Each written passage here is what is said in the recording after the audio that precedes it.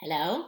I had a really brilliant response to an email recently from a lady we have called Mrs. X because she's got very raw and real, and I think that many people will resonate with this. So I'm going to read it out and, my message that I give back. In fact, there's many messages I kind of want to give from this, but I felt quite overwhelmed thinking about how to answer it the best and for me to give the best message and for people to get the best from it. So I'm going to kind of use this as an example of how you can change your lifestyle for the better over a couple of days with my daily emails. And if you do want to get those, please do subscribe.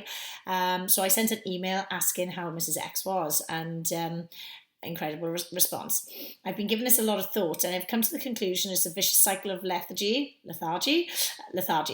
and self-loathing that is extremely hard to break. I'm hoping that pinpointing this and putting it in print will help me chip away at it. It's about priorities, and quite frankly, I'm not high on my list of priorities. I measure myself on the success of my kids, the tidiness of my house, and my own career success. I've yet to manage success in all three areas at once, let alone with a healthy diet and exercise regime thrown in for good measure. I know how good I feel when I exercise. I know how it feels to feel good when I'm going on a night out. So why doesn't it feel good enough that I will fight to always have these feelings? It's about the world we live in and the world I work in. I see so many people whose children are neglected, yet they always have money for drinks and fags and going out or even extensions and false nails. I'm in the lucky position that my kids have a good life and are certainly not neglected.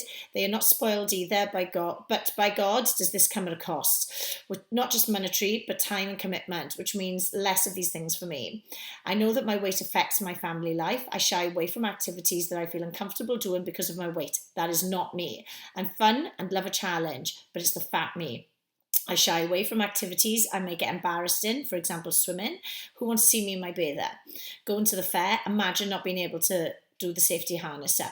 That's not me, that's the fat me. Yet, still admitting this isn't enough to make me want to fight for the old me, the real me. I was 9 stone and fit and fun when I got married. That's the girl my husband fell in love with. We still laugh, but I don't laugh as hard. And now my husband loves me for being a good mother and a wife. How I would love him to look at me with lust and admiration like he used to. But still, this isn't enough to make me want to fight for it. I ache some days for the feeling of lightness and freedom and fun that I've tasted before, but still not enough to fight for it. I will try to change, but as soon as the going gets tough and I miss a morning exercise session or fall into the cake trap or miss weighing in a slimming club, I simply grasp hold of my other more successful things and I let go of the dream of being slim again. I read your words and they are so true. They hit a nerve, yet never hit it hard enough. I look at you and your beautiful face and your fantastic figure and I feel envy and admiration, but never enough to inspire me to try and replicate your diet or lifestyle. I have friends who love my company. I'm the funny fat bird after all. Friends who knew me slim and still think I'm beautiful tell me so, and how smart I always look. It's getting harder and harder. And still, it doesn't make me want to fight. I just buy bigger clothes. I know my health is suffering. I get breathless doing normal activities. I get excruciating heartburn that I don't get when I'm eating healthily. Yet still, maybe it's been a long time since I've had these feelings that I think I remember how they felt, but it's not deep enough. It's weakened over time. I'm battle weary. I'm tired of fighting for survival in this pressure pot world we live in. I work hard and play hard, and that doesn't leave a lot for anything else. I'm not writing this because I want you to wave a magic wand. I just think your beliefs and teachings are true, and it will work, but people have to be in a place where they are receptive to them now. How do you get someone like me to that place is another challenge. I'm intelligent and well educated and can tell anybody what they need to do for a fit and healthy life.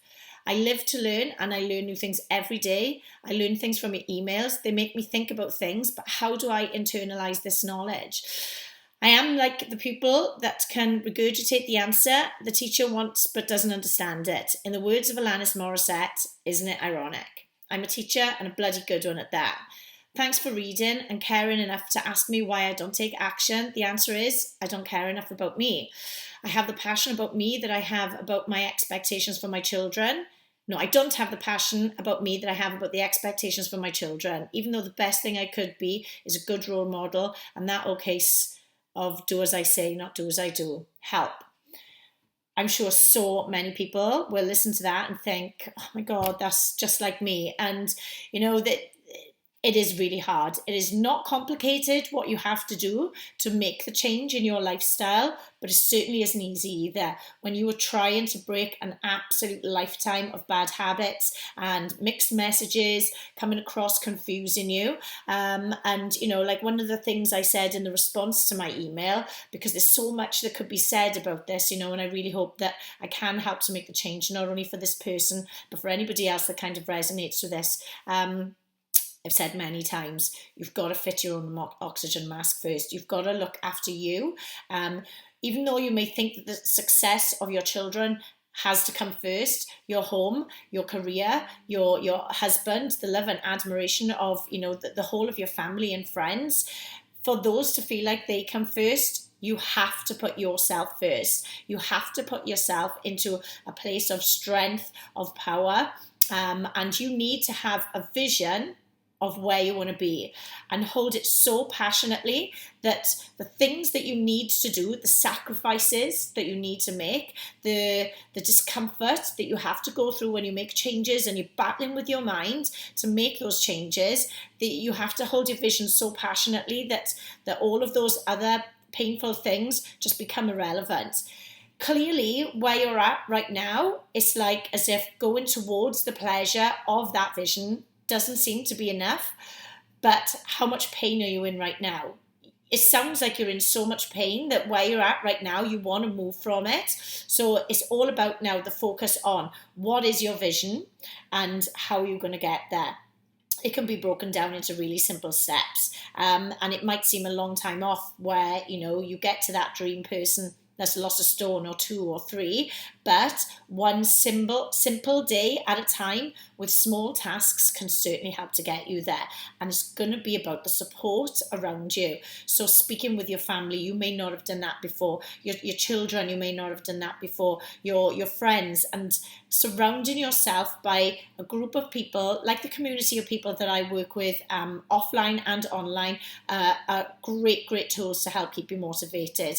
And also accepting that whilst you go along the path, it is not going to be a straight line. You're going to go up and down, fall off it, get back on. And it's about learning from those mistakes. There's always a positive that can come from that. So my message in my email today was that you need to get the vision of what you want and hold it so passionately that when you have to do those things that are going to scare you, make you nervous, make you anxious, that they are worthwhile to get you where you want to be, and that you're surrounded by the people that are going to help to get you there. As always, I do send my emails around, and, you know, I'll put them on all of my social media and continue to do videos.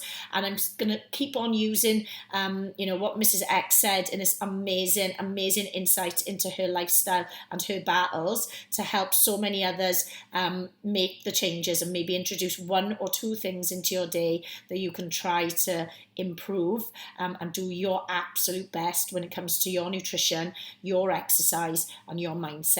It is very small steps each day that can create massive results, and like I said, it isn't easy, but surround yourself with those that can help you get there. One day at a time and you will get there. So Mrs. X, thank you so much for that, and I really hope that you know, those words have maybe inspired some of you to follow my emails, or even email me yourself with how you know, think about, you know, your actions towards your goals and your success and achieving them as well. So that is what my role is all about, is helping to inspire you, and I really hope that I can continue to do that.